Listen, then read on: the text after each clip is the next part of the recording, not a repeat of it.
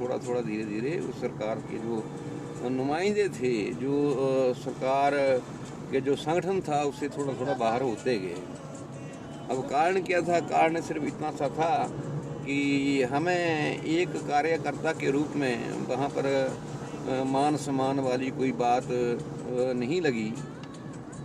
हालांकि हमने 2015 में 16 में मैंने रिटायरमेंट के बाद उस पार्टी की आजीवन सदस्यता ली थी, लेकिन उस पार्टी के जो नुमाइंदे थे, जो कार्यकर्ता थे, जो संगठन के बड़े पदाधिकारी थे, उन्होंने कभी भी हमें किसी मौके के ऊपर किसी संगठन की मीटिंग में या फिर अपने कार्यक्रमों में न संदेश भेजा न बुलाया। तो धीरे धीरे हम उस पार्टी से दूर होते चले गए और फिर जो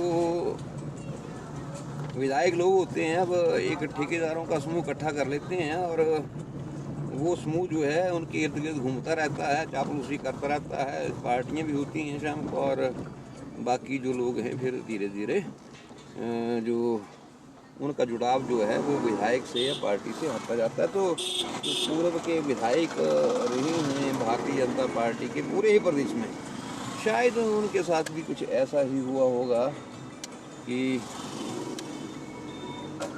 वो लोग जो हैं वो जो आम कार्यकर्ता था उसको नेगलेक्ट करते रहे और धीरे धीरे जो है वो ज़मीनी स्तर के ऊपर जो पार्टी का आधार है वो खिसकता गया।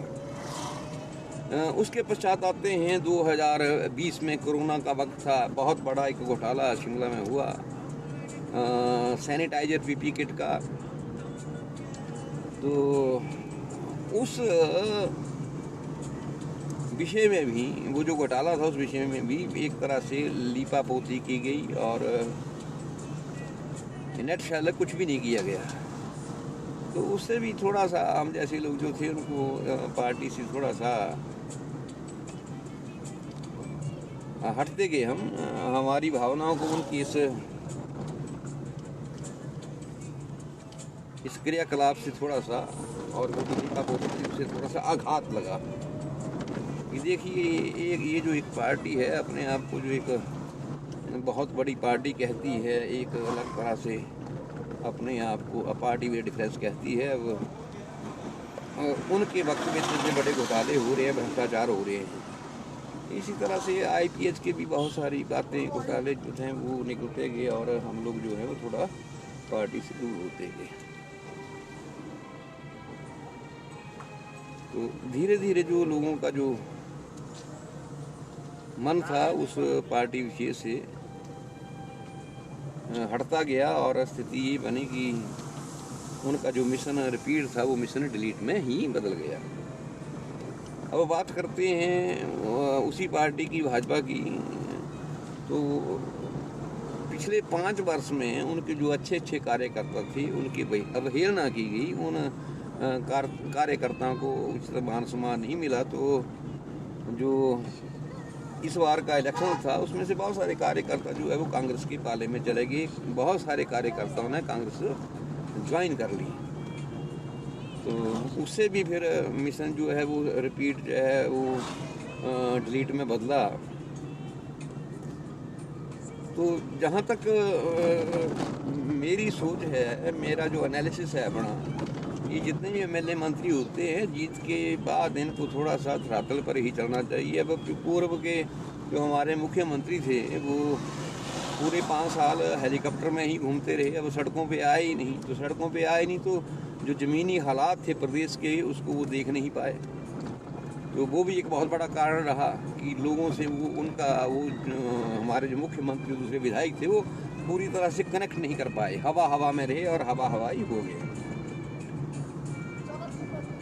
हर पार्टी में जो कार्यकर्ता है उसका जो मान सम्मान है वो बहुत ही ज़रूरी है। अगर कार्यकर्ता का मान सम्मान नहीं होगा तो फिर जो चुनाव आता है तो उसमें कार्यकर्ता भी अपना बदला लेता है।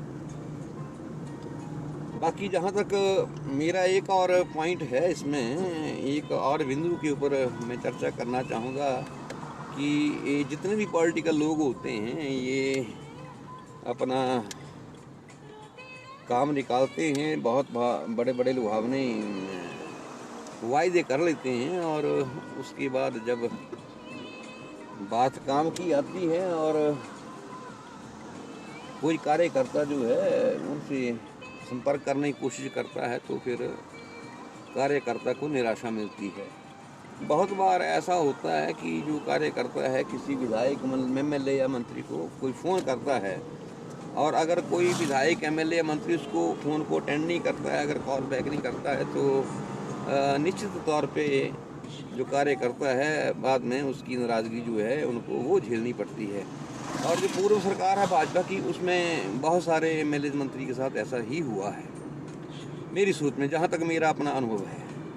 क्योंकि जब भी किसी एमएलए या मंत्री को फ़ोन लगाया जाता है तो जो उनके चेले चपाटे होते हैं वो फ़ोन पकड़ के बैठे होते हैं उनका, या फिर एमएलए मंत्री जो है उनको फ़ोन पकड़वा देता है और वहाँ से जो रिस्पांस आता है, अगर एक तो फ़ोन उठाते नहीं है, अगर फ़ोन उठा लिया तो फिर रिस्पांस ये आता है कि साहब मीटिंग में है। तो भैया अब साहब को तो लोगों ने मीटिंग के लिए ही नहीं बनाया होता है, वोट इसलिए देते हैं कि जब मुसीबत की घड़ी आए तो उनको भी सुना जाए।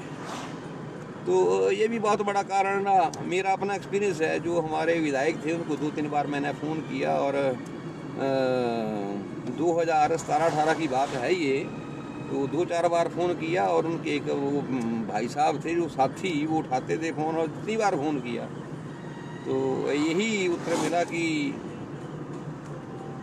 भाई साहब जो है वो मीटिंग में हैं। तो फिर हमने फ़ोन करना छोड़ दिया था उनको और हमने भी कहा भी साहब अब मीटिंग में रहे। तो ऐसा है कि जितने भी मंत्री एमएलए होते हैं या जितने राजनीतिक लोग हैं, इनको अपने जो कार्यकर्ता हैं उनके जो अगर वो उन्होंने अपना वक्त दिया है इलेक्शन के टाइम में तो उनका जो फ़ोन है ज़रूर पिक करना चाहिए। अगर मिस्ड कॉल है तो ज़रूर रिंग बैक करना चाहिए। इस मामले में मैं कुछ विधायकों को हिमाचल प्रदेश के जानता हूं जो कि बहुत ही एक्टिव हैं और बहुत ही अच्छी उनकी सोच है।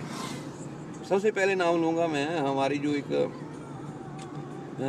विधायिका भी रही है, केंद्र सरकार में मंत्री भी रही है, शायद ऊर्जा मंत्री चंद्रेश कुमारी जी। तो उनको कभी आप अगर रिंग करो, अगर रिंग नहीं उठाती हैं तो कुछ वक्त के बाद वो रिंग बैक जरूर करती हैं, ये उनकी खासियत है। इसी तरह से विप्लव उठाकर और अगर मौजूदा विधायकों में मैं देखूं तो हमारे यहाँ पर ये जो ज्वालामुखी के विधायक हैं संजय रतन जी, इनकी भी ये खासियत है कि अगर कोई मित्र कोई कार्यकर्ता इनको रिंग बैक करता है तो ये ज़रूर अगर कोई रिंग करता है, कॉल करता है और अगर वो बाद में नहीं उठा पाते हैं और उसको मिस्ड कॉल को देखते हैं तो ज़रूर अपने कार्यकर्ता को, अपने साथी को रिंग बैक करते हैं। तो ये उनकी भी एक खासियत है।